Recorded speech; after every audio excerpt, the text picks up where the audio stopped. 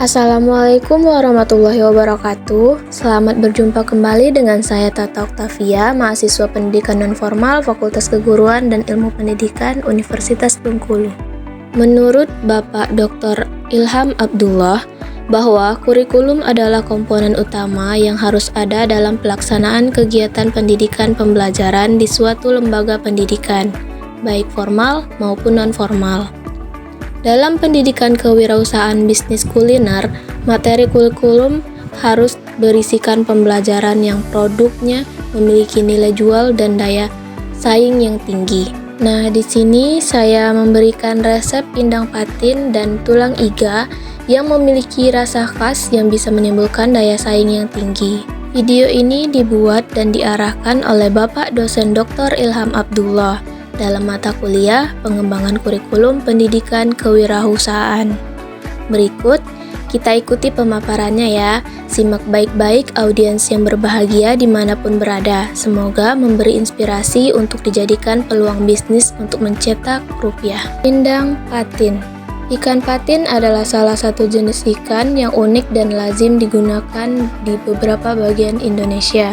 Pastikan sebelumnya untuk memilih ikan yang tersegar dan terbaik, karena ikan patin biasanya memiliki bau lumpur yang khas. Selebihnya, ikan patin memiliki daging yang berisi dan lezat rasanya.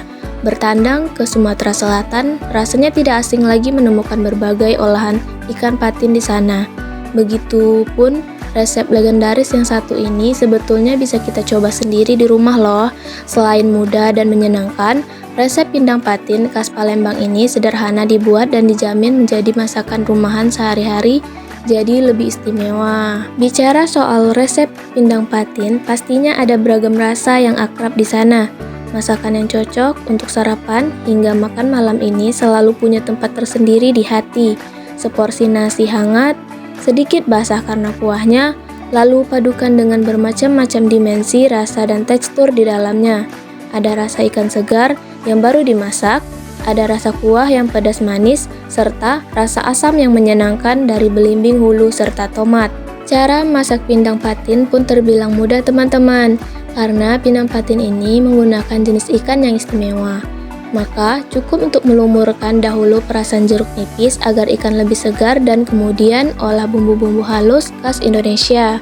Paduan harmonis antara bawang, cabai, dan rempah lokal kemudian dimasak hingga wangi dan matang. Selebihnya, tambahkan air dan padukan bersama ikan, kecap manis, tomat, serta belimbing wulu. Tunggu hingga matang, sajikan dan panggil seisi rumah. Aku jamin seisi rice cooker akan segera habis beserta hidangan pindang patin untuk hari itu. Hati senang, senyum berkembang, dan rasa lapar pun hilang seketika. Semua karena masakan istimewa khas Palembang yang satu ini. Bahan-bahan untuk memasak pindang patin yaitu 2 ekor ikan patin potong-potong, 2 buah jeruk nipis peras, 1 batang serai, 2 lembar daun salam, 3 sendok makan bango kecap manis, 8 buah belimbing hulu belah 2, 2 buah tomat potong-potong, 1 sendok makan air asam jawa, 1 sendok makan gula merah disisir, 1 liter air, 2 sendok makan minyak sayur, lalu bumbu halusnya 8 butir bawang merah, 6 siung bawang putih, 1/2 sendok teh ketumbar butiran, 2 butir kemiri disangrai, 8 buah cabai merah, 5 buah cabai rawit merah, 10 gram kunyit, 15 gram lengkuas, 10 gram jahe. Untuk cara memasak pindang patin yaitu 1. Lumuri potongan ikan patin dengan air jeruk nipis. 2. Haluskan bumbu. 3. Panaskan minyak di atas wajan dengan api sedang. Masukkan bumbu yang telah dihaluskan bersama serai dan daun salam. Tumis selama 1 menit hingga matang. 4. Tambahkan gula merah, air asam jawa, kecap manis, bango, dan 1 liter air matang lalu didihkan. 5. Masukkan ikan patin ke dalam wajan dan tambahkan tomat serta belimbing wulu. Masak selama kurang lebih 7 menit di atas api kecil hingga matang. 6. Sajikan pindang patin selagi hangat. Nah, yang kedua ini ada tulang iga. Pindang tulang merupakan olahan berbahan dasar daging sapi. Bagian iga yang dibuat kuah pedas asam. pindang tulang mempunyai rasa unik campuran asam dan pedas khas masakan Sumatera Selatan. Pindang tulang iga sapi dapat disajikan menggunakan kecap yang akan membuatnya terasa manis dan kuahnya menjadi kehitam-hitaman.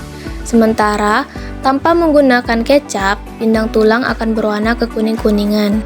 Nah, untuk bahan-bahannya sendiri terdapat 1 kg iga sapi rebus hingga empuk, 1 ikat daun kemangi, 10-20 buah tomat cung kediro, dapat juga menggunakan potongan tomat besar atau tomat cherry, 10-15 butir cabai merah, 1 sendok teh terasi bubuk, 150-200 ml air asam jawa, 2 batang serai, 1 lembar daun salam, 1 lembar daun jeruk, 2 ruas jahe, 1 ruas lengkuas, 2 liter air termasuk kaldu hasil rebusan.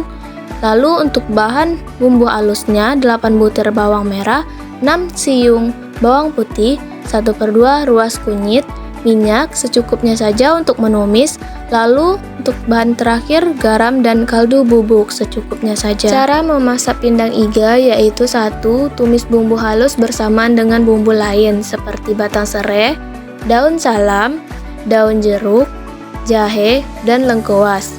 Masak hingga beraroma wangi. 2. Masukkan iga sapi yang sudah direbus empuk. Tumis sebentar, kemudian tuang air kaldunya. 3. Tambahkan terasi bubuk, beri air asam, garam, dan kaldu bubuk. 4. Didihkan hingga bumbu meresap. 5. Masukkan cabai rawit merah dan tomat. 6. Masukkan daun kemangi, kemudian matikan api, dan pindang tulang iga sapi khas Palembang siap disajikan. Demikian yang dapat saya sampaikan, semoga bermanfaat dan menjadi amal ibadah untuk kita semua. Sampai bertemu lagi di lain waktu. Wassalamualaikum warahmatullahi wabarakatuh. Bye-bye.